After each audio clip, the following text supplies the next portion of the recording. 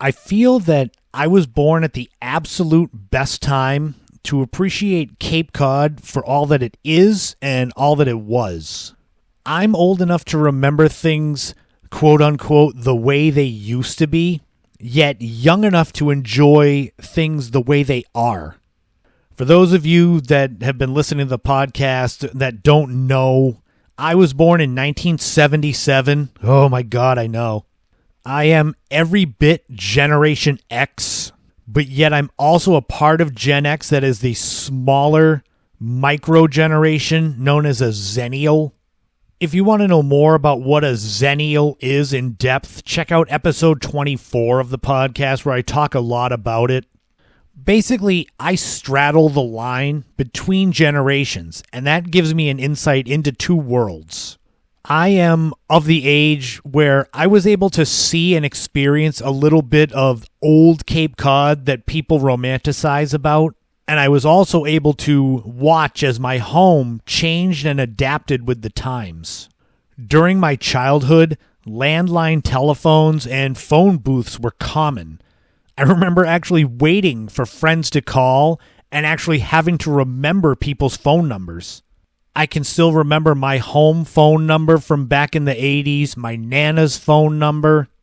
Yet, as an adult, I love the convenience and the technology of smartphones. I love not having to know phone numbers, just clicking on a contact and go. In fact, if push came to shove, I don't think I could tell you anybody's phone number right now. Family, friends, work, nothing. I don't remember any of them. That's what smartphones are for. Throughout my childhood, I would be tossed outside by my mother during summer to go off and play with my friends, only coming home when it was almost dark. I definitely didn't fear being abducted back then, though I'm sure there were bad people back then. That's not something that was invented in the last 20 years. Cape Cod seemed more innocent, though, and I'm sure it wasn't, but it seemed that way to a kid growing up back then. I was born at a time when vinyl albums were mainstays and not something kind of seen as nostalgia now making a comeback. You've heard me mention it on the podcast way back, but I had a collection of albums as a 6, 7, 8-year-old that might shock people today. Artists like Rat, Twisted Sister, Quiet Riot, Van Halen, and Motley Crue lined my shelves.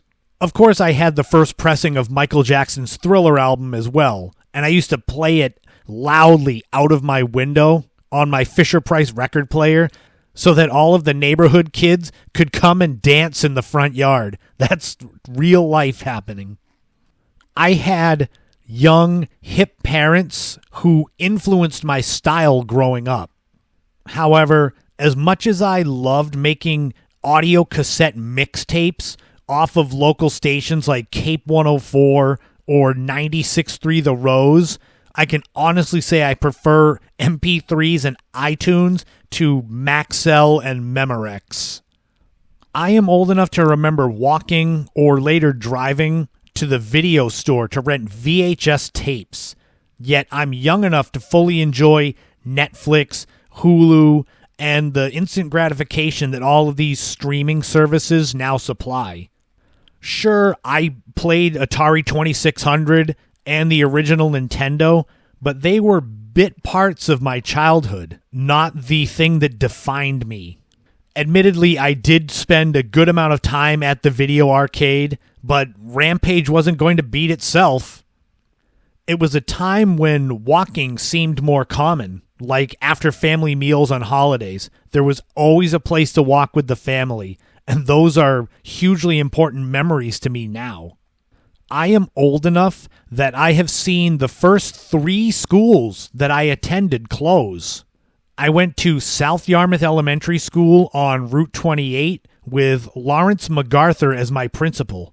The school eventually would bear his name after he passed away in the mid-1990s. Before ultimately being closed in 2013.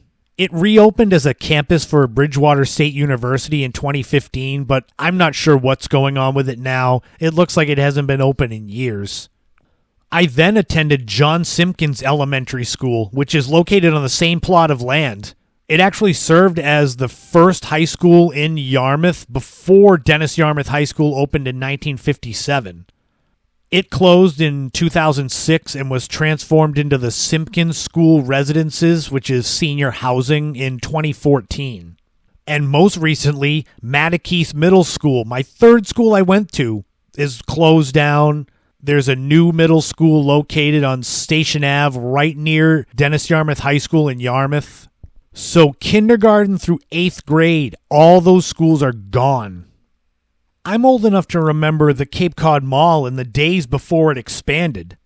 In those days, it was anchored by Woolworth, Filene's, and Jordan Marsh, and even had a separate cinema on the property. In episode 110, I did a deep dive into being a mall rat in the 1990s. But to briefly go into that, I remember spending Friday evenings searching Record Town and Tape World for my next musical interest. However, I still am young enough to enjoy the convenience of what the expanded Cape Cod Mall has brought. Even as malls are kind of dying, it's a big spot now with everything under one roof. I am old enough to remember legendary Cape Cod icons like Thompson's Clam Bar, Mildred's Chowder House, Joe Mack's, and the Mill Hill Club. There were fewer Shaw's and Stop and Shops, and more Angelo's, Purity Supreme, and A&P's. I frequented Bassett's Wild Animal Farm in Brewster and visited the legendary Cape Cod Coliseum, although it was to see Sesame Street on ice, not some crazy concert. I am old enough to remember the grounding of the 473-foot freighter Eldia at Nauset Beach in 1984 and not believing how big it was. I saw the breach of North Beach in Chatham in 1987 and am amazed to see that it's almost healed itself to the point that they may have to dredge it to keep that fishing line open. Hurricane Bob and the perfect storm in 1991 made me appreciate the wonders of electricity after losing power for many, many days. My childhood was a time when drive-in theaters were still the norm. At their peak, there were more than 4,000 drive-ins in the United States. As of now, there's a couple hundred. I thought they might start to make a comeback during COVID, but it didn't really stick. The Wellfleet Drive-In is all that remains of their legacy on Cape Cod. However, I have fond memories of being elementary school aged and visiting the Yarmouth Drive-In across from Captain Parker's pub on Route 28. It was there that I saw movies like E.T., Return of the Jedi, and Flash Gordon in the warm summer air.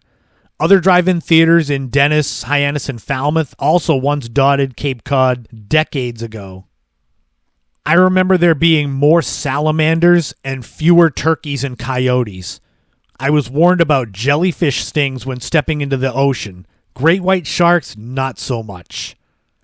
I remember the noon whistle in Yarmouth scaring me on numerous occasions at recess at South Yarmouth Elementary. I remember more Friendlies and fewer Dunkin' Donuts. Bradley's instead of Walmart. Cape Cod seemed much larger then. A family trip to Edaville Railroad in Carver felt like a drive across the country. But today, Chatham, Provincetown, and Falmouth, they all feel like an arm's length away. Amazingly, for all of the changes that I have seen in my lifetime, there are some things that remain the same. The scent of Cape Cod potato chips cooking as you pass along the Mid-Cape Highway, although it used to be exit 6 and 7 until they changed the names. 106 WCOD is still on the radio. You can get delicious ice cream during the summer from places like Four Seas, Lil Caboose, and the Ice Cream Smuggler. There are still kids and families sledding on the golf courses during the winter. There's the Barnstable County Fair in July, the Cranberry Festival in Harwich in September, and the Yarmouth Seaside Festival in October. And then there's the natural beauty of Cape Cod. It's everywhere. You can't be down here and not see it. You have to go out of your way to avoid it. The Cape Cod National Seashore is as close as you can get to how the Cape must have looked when it was first settled hundreds of years ago. Summer drives along the shore routes in Eastham up through Provincetown are heavenly. They still are. Route 6A is a blast to the past with its historic homes and tree-shaded scenery, just like I remember as a child. Yep, I feel like I was born at the absolute perfect time when it comes to the history of Cape Cod. I have watched the Cape change in some ways and stay the same in others, but this is only my story, though. I think people of my age, whether it's Cape Cod, New England, anywhere across the United States, if you've lived in the same area for a long time or have left and come back, there are changes you've seen that you've liked, that you've not liked, but I can only speak of my home. And for those of you that are my age that grew up on Cape Cod, what are some of the things that you remember about Cape Cod as children? And what changes have you enjoyed and what have you not enjoyed? This was a little bit of my love letter to my home, my Cape Cod roots.